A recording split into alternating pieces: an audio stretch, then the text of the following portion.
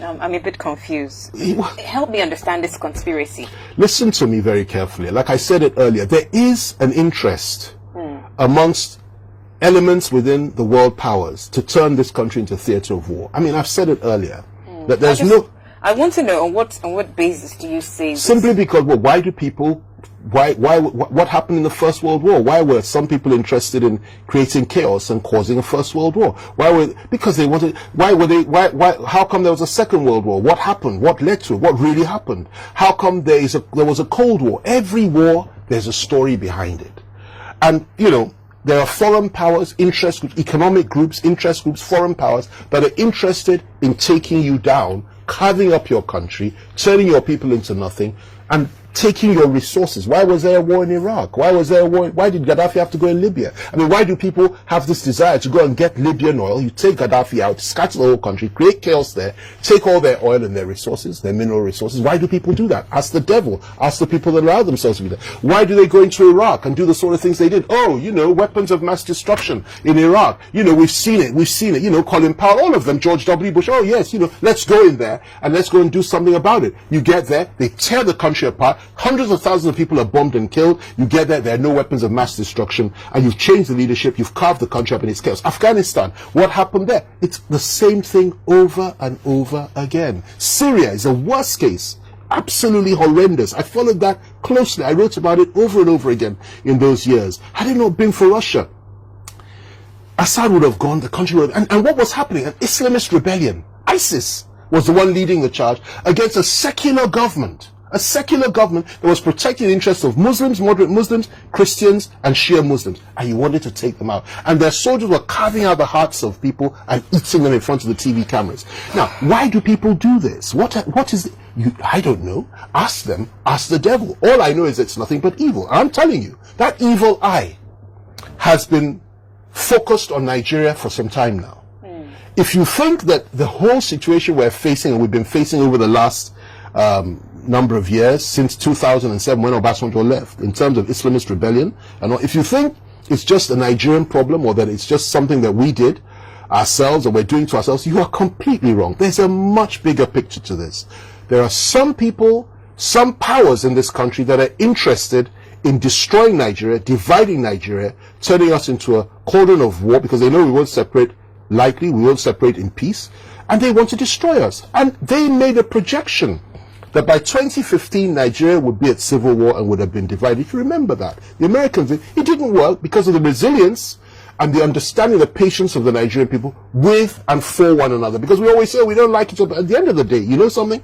You watch the Nigerian team playing football, and you will see against a foreign country, you'll see how everybody comes together and says, listen, Nigeria first, we want the Nigerian team to win. So when push comes to shove, we may have differences. We may want to go our separate ways, but we'll talk about it and see the best way to solve. But these people are not interested in that. They want carnage.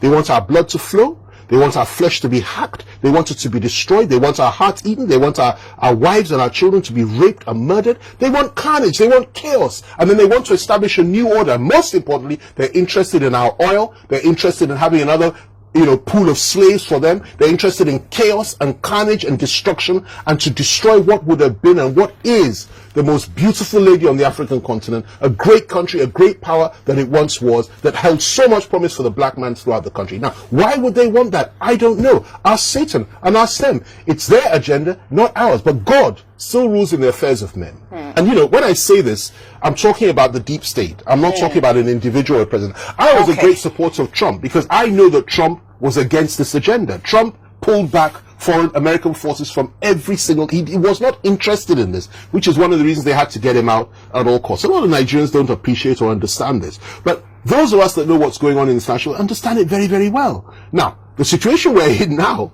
is that the very people that said that effectively supported the Islamist agenda and the terrorists to take over Libya, to take over Syria, to attack Iraq, and also to bring in a new order in Nigeria, which had its baggage, are the people that are back in power in America today. That's the reality. Biden was the vice president to Obama. And Obama, in my view, committed atrocities. Oh, average Nigerian. Why would you say Obama has anything to do with this? We love Obama. They don't understand, and you can't blame them.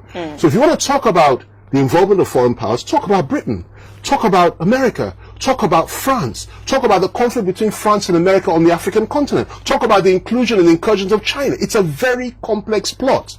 And then the fact that the Russians are not here in full force, which in my view is a very sad testimony, because they ought to be. If they were, perhaps would have a little bit more sanity, because they have proved to be reliable allies. Now, a lot of people will like this, but that's the truth, okay?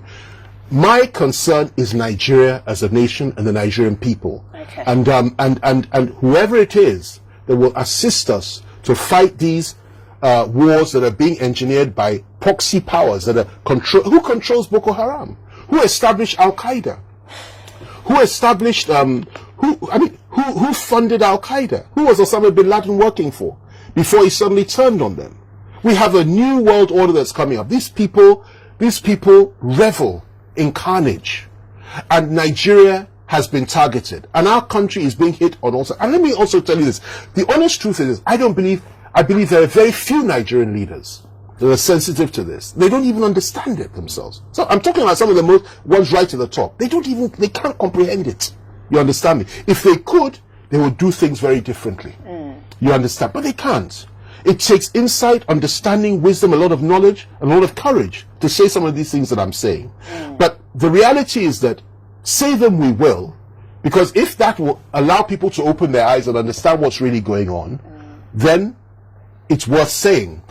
Why is it that we have not had the support from the international community that we so desperately need?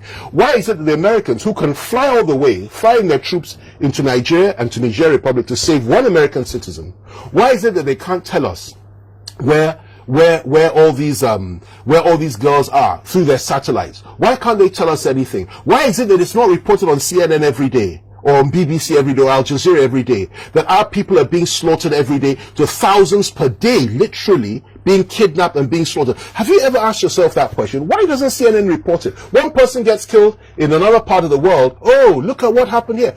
But when it comes to Nigeria, they blacked it out. Just to mention here and there, oh, you know them, they're killing each other, you know, that's all they're good for. What is really going on?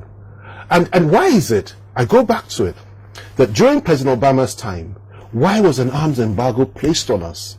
Poor Nigeria, fighting all alone, no arms, no nothing. We were left in the lurch. Not only that, when we had deals with other countries, they went there and said, don't give them arms to fight against Boko Haram. Who is funding Boko Haram?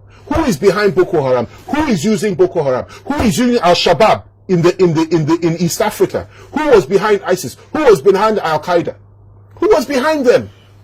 And this is not a Christian agenda. A lot of people don't understand this. This is demonic. It is Illuminati. It is evil. And it's not a conspiracy. It's a reality.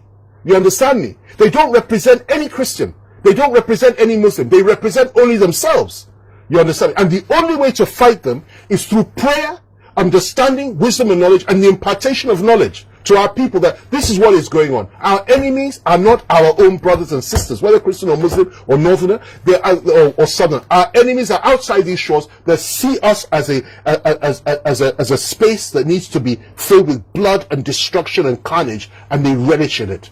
And they feed on that blood, and they'll come and take our resources, take everything that's ours, and tear us apart, and we have nowhere to go. May God never allow them